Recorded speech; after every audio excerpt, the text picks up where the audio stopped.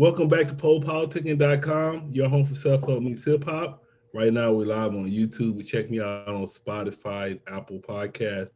1212, I'm the place to be with Nate, KnewBalance, Whitsell. How you doing, bro? I'm great. Yourself? I'm fantastic. Yeah, why you go by KnewBalance? Okay, so I was looking for, like my rap name, right? I didn't have necessarily like an older MC that was like, handing it down to me. And so, I went through this, I was in this space where I thought I kind of like knew what I believed, and I thought I knew who I was. And when a shift happened, it made me realize, like, I thought that I knew balance, but I need new balance. And I also like the shoes, so that helped, right? Like that's my favorite shoes are the 576s. So like it all kind of came together, in that name, obviously with the K on the front, like new balance. And that's how it all came to be back in like probably 09.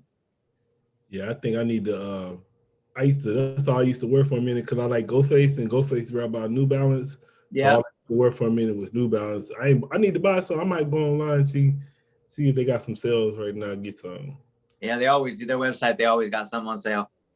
So what's your hometown? Well, I'm pretty much, from San Diego. I was born in Santa Ana. Parents divorced when I was 1. Mom moved down to San Diego, and this is kind of where roots went down. So San Diego is essentially my hometown. And then what's your background with hip hop? So so growing up in San Diego, I bounced around. We bounced around a lot until I was about in second grade, 8 years old, and we moved to Scripps Ranch, and we were in like a new build, and in the house they had this like an intercom. And, I was running through the house and I was putting on my music on the intercom. I remember going through the hall and Me, Myself, and I came on. So in 1989, so about a year after I moved to Scripps. And I remember just staring at like this kind of manila plastic against the white wall, right, with these silver knobs, and Me, Myself, and I coming out of the speaker. And then I just went back to being a kid, 9 years old. But that moment changed. Music became mine, right? I used to listen to my parents' music. Lionel Richie was big for me and my mom. And so, I went from, that was that shift where like hip hop captivated me and became like my music, and no longer, did my parents tell me what was good music. I knew now like what good music was. So De La Soul, right? That's correct. Yeah. Right. So then how did you, when I met you, how would you describe yourself? I know you're a writer, but then I saw you do a couple freestyles. So yeah, what you doing? How would you describe yourself to the people? Man, the reality is I'm a fan of hip hop, and interestingly, Kurt Cobain, he said that every real like true fan of music would try to create music. And so I started as a fan. I'm just a fan. Like that's what I am. But I love it so much that I wanted to learn how you could chop up a sample, and then how you could put your vocals over the top of it, record it, mix it. I wanted to break dance back when Breakin' and Breakin' 2 came out when I was a kid. I used to try to break like in literally when my floor was linoleum, my parents' house. And so like, but I couldn't do that very well. And I didn't stick with it, but like I've tried my hand at kind of all the elements. And I just love the art and culture so much that it just comes out of me. And so I started writing raps in like 01 after kind of being more into poetry, and like in the, who's that? I just went blank. Saul Williams kind of inspired me right before then when he came out with that MTV collaboration, the She Book. I don't know if you remember that. It was like the square root sign, HE, So that really shifted my relationship with words, and I wanted to write then. And then a friend introduced me to some spoken word stuff that kind of pulled me even more in a live setting. And then I just started writing raps. And when I graduated college in 2007, I bought an MPC and then started making beats and rapping over my own beats. So did you put out any projects yet? I've put out a few. I go by the Peacemakers when I'm with my brother-in-law. His name's Antonio. Paz one, Paz. like Peace One, not to be confused with Pause One, who is an absolute barbarian as well, from, I want to say from the Western LA, Southwestern LA area. And so when we're together, we go by the Peacemakers, Piece makers. And we've put out 2 projects, the Golden Era mixtape back in like 2010. And then in 13, we put out an EP. And we did like a fun EP release in 2013, I believe it was.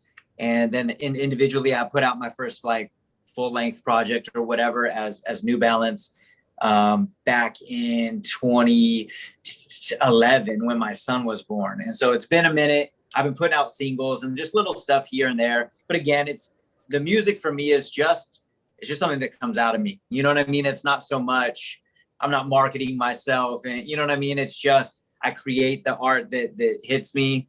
And if it's good, it's good. If it's not, whatever, it's out there, So yeah, that's where I'm at. And I have a project being mixed by Billy No Jokes right now, from up in North County. I put it out on SoundCloud just to see what people thought of it. It's called Songs for Lovers Who Dance Alone.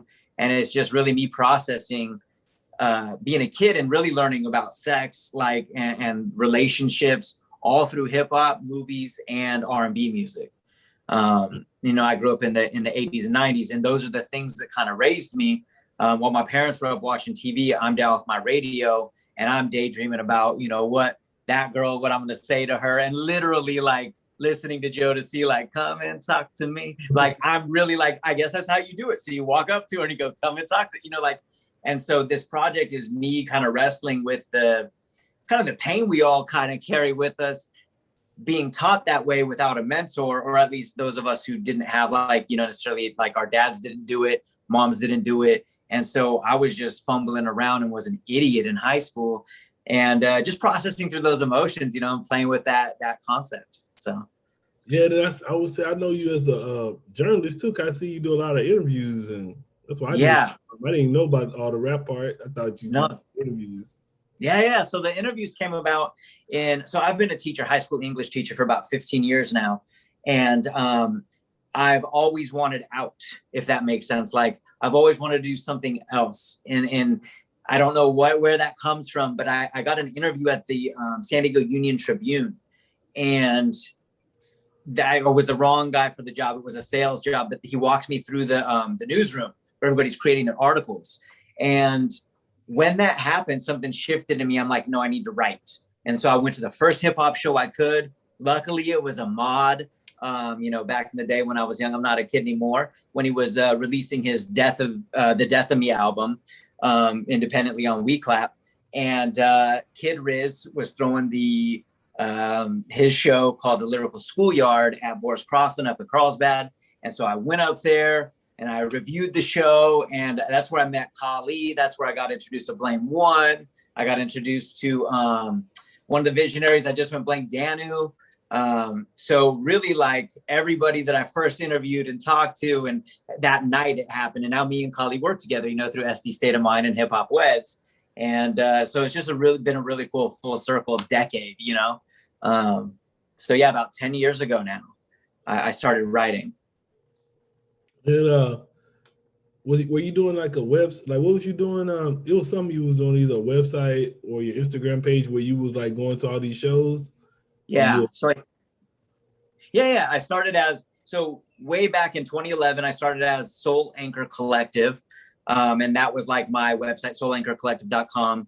And then I transitioned when I moved back to San Diego, because as Soul Anchor, I was up in Long Beach and down in San Diego, because I started teaching up in Long Beach. And when I moved back down to San Diego in 2014, I shifted to SD Loves Hip Hop, and really just wanted to like narrow the focus just on San Diego music. And that's when we met. I was doing SD Loves Hip Hop, interviewing, doing West Coast Wednesday interviews, and interviewing the headliners for Kali's show at his hip hop house shows on that Wednesday of the month. And so that's how he and I started overlapping and working together. And then I was working with the good people over at Platform Collection. Shout out to Kill C Ray and his whole team. And I was going to transition out of SD Loves Hip Hop, but just because of family and like my 2 sons, my wife, things needed more attention and energy at home.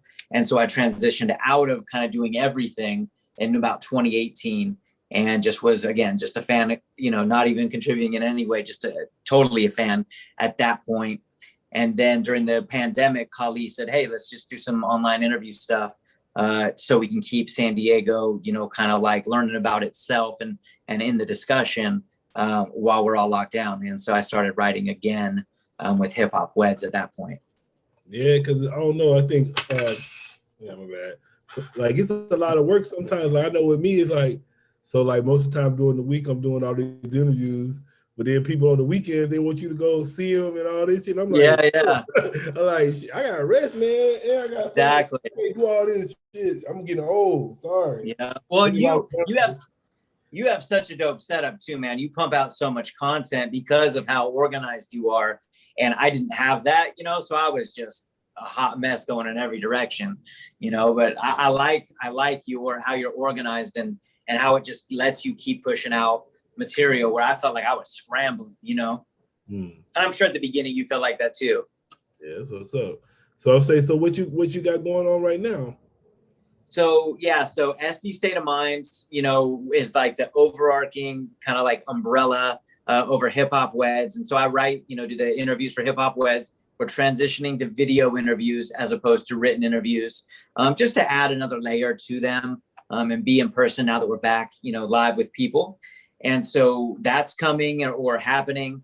And then I'm also trying to write an article a month at least just for SD State of Mind, just a different approach where people have to sit and take an hour or 30 minutes, 20 minutes and actually read and kind of chew on like something a little bit deeper. Not that the interviews don't go deep, but where you just start sitting and actually read words. And then we also have Serial Killers, where this is a show that I created and Kali's the host. It's under the SD State of Mind banner. It's really exciting. We got a lot of guests lined up. We've filmed our actual first real episode, and it'll go live probably later in the fall. And it's really exciting, man. So Serial Killers, basically Kali and our guests, they eat a bowl of cereal, smoke some classics. I'm not sure if anyone in your audience is familiar with Classics, but super dope company from right here in San Diego. If you're part of, if you partake in cannabis, they just started making vape cartridges. It's rosin. It's like the healthiest, like extraction process, no solvents, super dope. And so we're partnered with them to do the show right now. And it's good. It's real good. So I know we just did Dre Cat and Cali the Dreamer, and they are two of the most proficient marijuana smokers in the city. And so really exciting to get that, under our belt. And we're just going to do the first season and then we'll start releasing them. Yeah, I remember I want to ask you about something I saw you post a while ago. Yeah. I ain't never heard nobody say nothing like that before, because I saw you you posted something like you chose to live in the streets for a year or something like that. Yeah. So this is back in like 2001. I was reading a book. Like I said, I thought I knew Balance and I was looking for New Balance. And so I was reading a book called, what was it called? Something Wild. It was like kind of like a Christian cult classic at the time, if you will. And I needed to get in the woods or something, but I couldn't get out of the city. And so I just sold everything. Crazy story.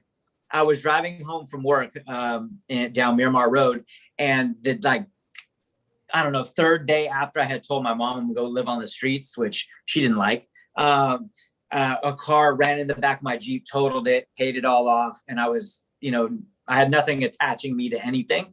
And so, I just bought a bunch of camping gear and I went and lived, just all around. Like I slept sometimes up by the soccer fields that used to be, it's the YMCA soccer fields in La Jolla by UCSD. I stayed in Balboa Park, and I would go meet up with friends. I would help out like with our church, like over off Governor. Like I just was kind of everywhere. Long story short, it was cut short by just my like solitude time by myself. It was just time to come back for whatever reason. I just kind of flowed with it. And so I only did 2 weeks. So it wasn't like super crazy or anything, but it was I have a lot of memories that I still carry with me. And probably the biggest, like, if it's interesting, the biggest thing I take away from it is life is really easy when you have no responsibilities. It's really easy when life is simple to be a good person, to do the things that are important to you. But it's really the challenge in life, right, is to remain functional and busy, not too busy, but, a contributing member of whatever group you're a part of. And still be that person who makes sure that they include the things that matter to them. It was really easy to live such a good life for those 2 weeks because I had no responsibilities. Yeah, I mean, like sometimes, like when I walk around the beach, and then I see like a homeless person, but I be like, man, they kind of got it. Like, you homeless and you on the beach. Like, are you really homeless? Like, you on the beach? Yeah, like, right. And then, like you said, hey, you ain't got no responsibilities, and like, Yeah. shit. We the ones thinking, like, looking down at them, but shit, they probably feel like the king. Yeah. And there are some, right, that do it by choice and enjoy it. Oh, I guess I had thought you did it longer than 2 weeks. I thought you did it for a year. That was my goal, actually. And then I cut down to 2 months, and then I was out. Okay, here, it's hyper Christian stuff. I don't know, what your relationship with religion is, but back then I was hyper Christian, and I was reading, and in Romans it talks about obeying the laws of the land, and somebody hit me with, well, it's illegal to be homeless technically, and so I was just like, well, I can't really argue that, and I should have just kept following my heart, but I definitely. Why is it illegal to be homeless? Yeah, why is it? I don't know, but in San Diego County, right, and in most counties, honestly, it's technically illegal to just sleep on the street, right? And it's a silly thing, right? You're giving tickets to people, in some cases, who have no resources to pay it's a bonkers idea that it's illegal to be homeless, but technically it is. And so, because of where I was spiritually at the time, I felt it was my duty to just obey, kind of blindly. And so I'm bummed that I did, but, I met my wife during that time. I met my rap partner, right? Antonio, one half of the Peacemakers or whatever, all during this time. I was homeless, like when my wife met me, literally. And she saw me the first time she saw me, she was like, I want to marry that dude. So, that's a fun story, fun part of life. Yeah, we actually had this, I guess it was like a mile strip in Oceanside. Yeah. Like, there was this guy, he made like a little community, and it was like real neat, no drugs and nothing. But yeah. Man, Oceanside, like what they did, they just like cleared it out. Then they put like rocks where people can't sleep in it no more. Yeah. I was like, damn. Dirty. It sucks, right? Like, I mean, it's the system really not wanting people to function outside the system, right? Is what it really comes down to. It's if people find a way to find joy that's much more stripped down, there's no property taxes, there's no, right? That the system doesn't like that. And so, they find ways to make you uncomfortable, I guess, to fit in the mold or whatever. All right. So what else is going on with you right now? Man, so like I said, Billy No Jokes is mixing this project, and I'm working on a project with DJ Root right now. Planning all the serial killers guests we got up with SD State of Mind. What else am I working on right now? I'm always writing, and I want to continue to contribute like that written piece because I think it's so important. Jay-Z does this really interesting interview about how people used to get, right, the critics used to get the music and sit with it for a time and then share it with the people, and people would be excited to get that new Source magazine or XXL or whatever magazine you went to, right? And I still am working at making sure that we have that written piece here in San Diego where people can chew on the words and then look forward to whatever from whatever artist or whatnot. So I'm always going to be, writing. And again, it'll be published at SD State of Mind. We're working on the website right now where you can buy SD State of Mind mugs and merch and, all that good stuff. And then that will also house all the written, all the interviews and all the kind of that'll be the hub. So working on the website, just always working on something, tweaking something. Yeah, I would say, I think like, speaking of reviews, I always look at people funny when like, say the album comes out Monday and you like you on Monday. Like, how the hell you do that? Like, it's no, like to me, I feel like sometimes you need to listen to the music a few times, and then Oh you yeah. listen in different settings to get the full gist of it. If you, listen to that song, if you listen to the album in one play and you writing a review, like hell no, no. Like, that's ridiculous, right? And in that interview, Jay-Z was saying the same thing, right? It's garbage, then it's drivel. But the problem with our society, right, like at this moment is like everybody wants to be first to the press. Everyone wants to be the first one to break a story. Everyone wants the first. And I'm so not interested in that. You know, I know it's important to be relevant and on time, but I would much rather saturate myself in an article. You know, I do press releases for a lot of the local artists here in San Diego, and so that they can send them out to the blogs and things like that. And I need the project way in advance, and I need to just sit and like, I'll run with it, I'll drive with it. There's like a nighttime drive with the windows down, like the wind blowing through the car. Like you need all those, like you said, different contexts to listen to the music, because each one fits differently in those different contexts. And you're like, oh, this is running music or exercise music or whatever. Oh no, this is like just cruising along the beach, right? Sunset Cliffs is where I live, this area. Like that's what this is, most at home in. Or so I'm with you. You have to give something at least 5 listens, I think, before you can really intelligently, speak about the nuances and the little nooks and crannies, the phrase that just sits uncomfortably, or So I'm with you.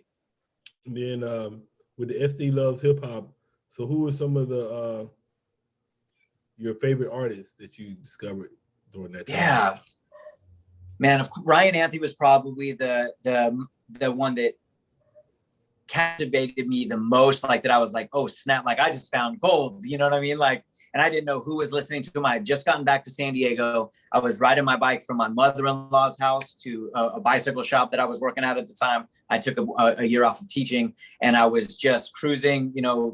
It was like about 10 miles each way. And so I would just sit with an album. And so that first Barely See the Beach had just come out right around the time I was doing this. And I was just like, okay, hands down. And I'm not as into the Southeast sound. That's just not the niche I find myself in, but he absolutely just captivated me. And I became an instant fan.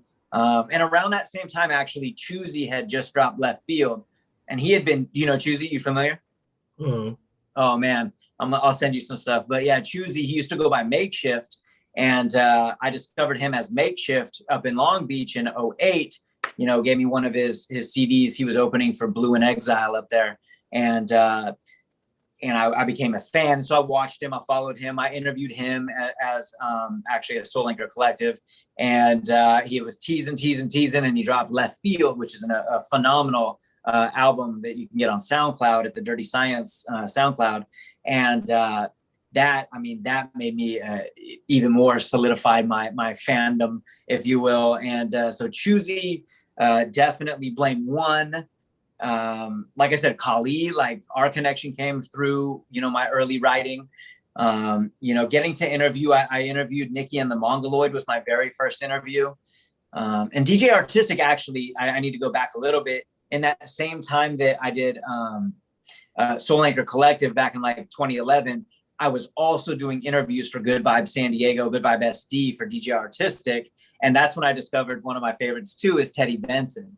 He had me interview Teddy Benson, and I love that dude. And we've gone for runs along the beach now, and like we've sat and smoked together and just like waxed poetic, argued about reality and determinism and stuff. So Teddy Benson's definitely one of my favorite discoveries during that season. Mr. Heck, if you're familiar with the DJ, Mr. Heck, I got to interview him. I got to interview Newmark, and I had heard of J5, Jurassic 5, but to interview Newmark was an interesting, to get like an inside track on them, because I've been a fan of them in the 2000s when they were kind of really booming, What else? And just discovering like Boogie is my favorite find. It was during the SD Loves Hip Hop era, and Boogie is just my favorite artist currently, like heavy in the game, if you will. If you're familiar with Westside Boogie, he put the Westside on like officially now, so I got to call him Westside Boogie. But I've been following that dude since about 2014, and just been loving his journey. So that's probably like my favorite one, and then all the SD artists, of course. You know, I'm a fan of our city and its whole scene, and I try to stay in touch. You know, Teddy Benson keeps me tapped in with, you know, the Hardinis, with you know, my brain's going blank right now, but so each artist, you know, that I just named kind of keeps me tapped in. Of course, 18 Scales is a huge one. Saw Rick, you know, rapping at kicking people's butts in the battle at BattleBot, you know, at the Casbah. You know, Artistic invited me out to that, and then I got to know Root, and through those, really got to know Rick. And then he dropped with Ralph Quasar, who used to be 18 Cents, right? As 18 Scales, they dropped the Leave It All Behind EP, and that hooked me. And I actually wrote a review of it, interviewed them, and I became an instant fan of them as well. So yeah, there's so much good music in our city, and I just feel so lucky to have written about a lot of it, and just to be able to know about, you know, what's going on and enjoying it. So it's been quite a journey. Yeah, and it was when you was talking about Southeast hip hop. I don't think a lot of people know about that. It's like its own genre, the Southeast. It's totally. I like that. That's the wrong kind, and Mitchie Flick, and even more rappers, but that's like, yeah, it's like that gangster rap right there. Yeah, people know about. They just know about. They think like beach and all that. And I think it's important. And you know, my goal was always to make sure that I'm pulling. You know, I interviewed Don Elway as well, and I'm always trying to make sure that I'm pulling on each direction: North County, right, South Bay, Southeast. You know, and you definitely want to touch on, you know, like the Chicano rap, and that more, like you said, gangster rap, and that backpack rap, and then like that weird scientific rap, right? Orko Elohim and Masters of the Universe, Odessa Kane, very political rap. Like, we have it all. You know, we have every subgenre of hip hop in our city, and it's well represented. You know, there's people doing it at a high level. And you just have to know where to look, you know, so definitely. But it all really started in Southeast, right? Like with the Gangsta Earns and you know, like that early gangster rap is kind of what, I don't know, really put San Diego on the map. You know, I know there's also Legion of Doom. And so there's so much history here. And so I think, yeah, Southeast is one of the most important avenues to be tapped into and to know about if you care about the history and legacy of San Diego hip hop. Yeah. What's your shirt say? So this says, speaking of, right, the shirt says Nerdy Groovy Gangsta, yes indeed. And this is from Dago Fats, who is in fact a nerdy groovy gangsta, yes indeed, right? He's from Southeast.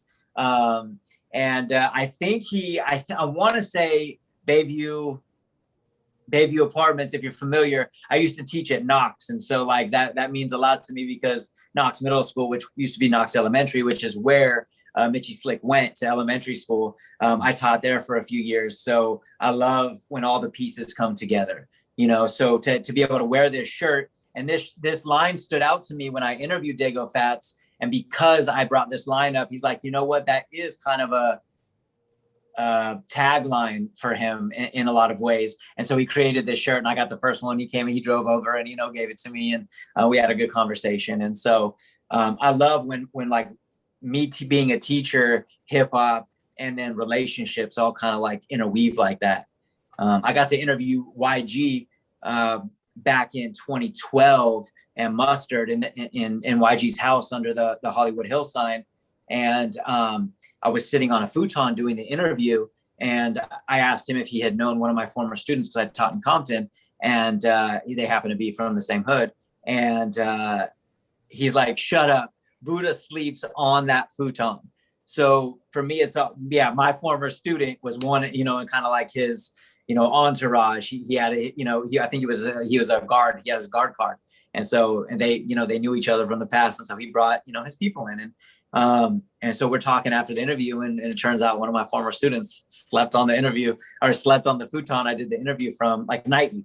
Like, that was his home, you know? And so I love that, you know? So to know that Dago Fats was making music across the street while I was teaching, you know, English to 6th, 7th, and 8th graders, like, I don't know, that's magical to me. You teach right now? Yeah, I teach at Garfield downtown. So I'm in high school now. Middle school is just too much for me. That's not my gig. I'll take a job when there's a job, right? And that's why, you know, the 2 times I've taught middle school, that's what was open. But as soon as I could get a high school gig, I did. And so, yeah, I'm at Garfield. We're right across the street from City College, and we're one of the continuation schools in San Diego Unified. So are they, is it open right now, or is it still virtual and everything? We were virtual all the way up until summer school. We were actually the only school, I think, that stayed that way because of our unique situation with our students. Now we're going back officially in the fall. So I'm both nervous and excited, you know, and we'll just see how it goes. Okay. Yeah. Sure. Anything else you want to talk about? Man, that's what's on my head. You know, I'm kind of always trying to like think about what I would ask if I were in your shoes, right? And so we kind of touched on everything that's been on my mind, and you know what I'm working on, and but we just have such a beautiful city, and San Diego's hip hop is so alive and well. One thing I didn't mention that I think is a good like exclamation point is I do a radio show on KKSM AM 1320, Palomar College Radio. You can stream it, palomarcollegeradio.com, on the first Wednesday of every month. And it's usually going to be San Diego only. I'll blend, you know, San Diego and other if it makes sense. But I try to just stick to San Diego hip hop. And we just had Kali on this month, on the 2nd or 7th of this month. And he featured a bunch of the songs from the SD State of Mind Dago Renaissance album. You know, we just had the release party at the Casbah a few days ago, last Wednesday. And so I had him on as a guest, and he shared some of the songs and talked about how he reached out to the artists and things like that. So I want to do some interviews. I want to do some album releases like through the radio show. There's this kid named Marcus Ty. I don't know if have you heard of Marcus Ty? Yeah, he's like phenomenal music. And Kazi, if you've heard of Kazi, Kzie. These 2 artists I'd really like on their next projects to have them on and let them kind of like share the album, you know, with my listeners or our listeners. So SD State of Mind Radio is where you can find that on Instagram to stay tapped into that. So that's probably the last thing I'd want to talk about is the radio show. Yeah, that's what I said. It's like so many artists, man. It's like shit. Like you think you know a lot, but you don't. You don't. You know where you can send all of your viewers to get the real history is DJ Informer Bernie down at Beatbox Records. Bernie at Beatbox Records is the most encyclopedic mind I know, and he knows like all of San Diego's rap history, all of San Diego's musical history, because he owns a record shop, right? He's well versed in every genre. But Beatbox Records, if you want to know anything about what's going on in San Diego, and like you said, Po, if you think you know anything about music or hip hop in San Diego, you know just one of the drops in the bucket. You know, what's his name? His name is DJ Inform. His just name is Bernie. He's the owner and operator of Beatbox. I think he was at that. I want to say he was at the West Coast Radio, the West Coast Podcast Expo. He probably was, because he was, you know, like next door, right? He's on. Was that the one that they had on Logan Ave? It was at the Music Box. Okay. So he might have been there. He might have spun there. But he's right there on Logan Ave. And so it was somebody there with some vinyls. And then that's when they were saying they had a record store. So I don't know. That was probably him. Yeah, most likely. Because they're right down the street. The West Coast Radio TV, their actual studio is right there in Logan. And so I know they know Bernie, and they got a relationship. So that makes sense. Okay. Yeah. All right. So I want to say thanks for coming through politicking with me. Dude, thank you so much, Bo. It's so good to talk to you in this context. Thanks a lot, man. Thanks for everything you do. Yeah, no doubt, man. You got any shout outs? Shout out to, San Diego hip hop. Shout out to Kali. That's my brother. We do a lot of stuff together. Super grateful for him. Shout out to Rick Scales, DJ Root. That's my family. Parker Edison, Kill C Ray over at Platform Collection. Much love, peace, love, and hip hop. Yeah, I'm supposed to interview DJ Root next week, I think. Nice. Good. Yeah. Such a good dude. What a good, like, he's got a crazy story. And just a beautiful, shining example of what the community, you know, kind of embodies here in San Diego. I like them plants, man. Oh, thank you. Yep. I'm a plant dad. Yeah, oh, I'm with you. But I also heard you say on the last interview, no, you're a dad as well recently? Yeah, I got two now, a boy and a girl. Or a girl. Congrats. Yeah, they little, so they be keeping us busy right now. How old? A year and a half and then 6 months. Oh, very cool, man. Congrats. Yeah, I got a 6-year-old and a 9-year-old. So, and we're trying for one more. We're hoping for a girl. That's what's up. Oh, yeah, you got 2 boys, huh? Yeah. Yep. Man, good luck, man. Thank you. I don't know what you got to do. What you supposed to do if you want a girl? Man, I don't know. We're just trying one more time. And if it's a boy, we're going to love it. That's just the same, but we'll just see what. Don't you got to look at the calendar when they say whatever day, like the Chinese calendar or something like that? Based on all, we try all that, but based on all of that, you know, like, we're having a boy. So we're hoping it's wrong, but we'll see. All right, man. Well, nice talking to you again, bro. What's your social media? Just at Nate Whitsell. Yeah, you could, in my link in my bio has everything. It's a goofy picture in there right now, but like the link in my bio has everything SD State of Mind, hip hop weds, me, my music, you know, interviews that I've had in the past, things like that. So, and this interview will be in there too. So thank you so much for your time. No doubt. We out, y'all.